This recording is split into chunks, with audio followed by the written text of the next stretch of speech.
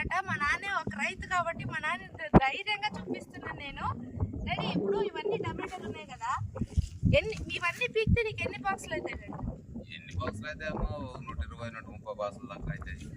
మళ్ళీ మీ దగ్గర తీసుకునే వాళ్ళు ఎంత తీసుకుంటారు ఒక బాక్స్? అడుగుతారు 30 రూపాయలు 40 రూపాయలు బాక్స్. బయట అమ్మే వాళ్ళు 20 రూపాయలు కేజీ అమ్ముతారు. చూస్తారా? ఒక బాక్స్కి ఎన్ని కేజీలు అవుతాయండి? 15 కేజీలు వస్తాయి. 15 కేజీలు కలిపి 20-30 రూపాయలు అడుగుతారు. బయట అమ్మే వాళ్ళు ఒక కేజీ మాత్రమే 20-30 రూపాయలకి అమ్ముతున్నారు. రైతుదంతా ఇంతే.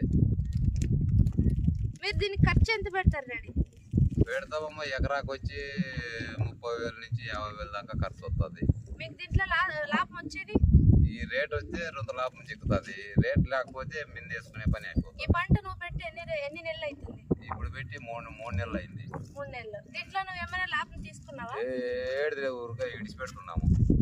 నువ్వేమైనా కూలీలకైనా నీకు అవుతుందా?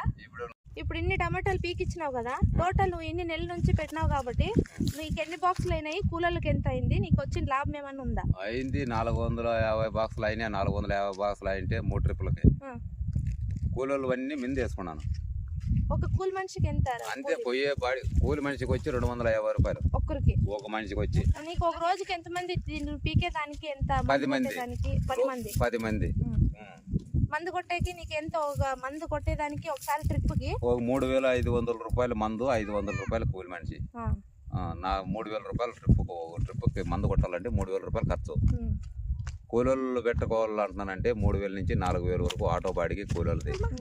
ఆడొచ్చేది 2,000 రూపాయలు అంతా మొత్తము. ఆ బొలోరా బాడికి సరిపోతుంది వేసుకొని పోయిన దానికి. మనకి మిగలడమేం లేదు.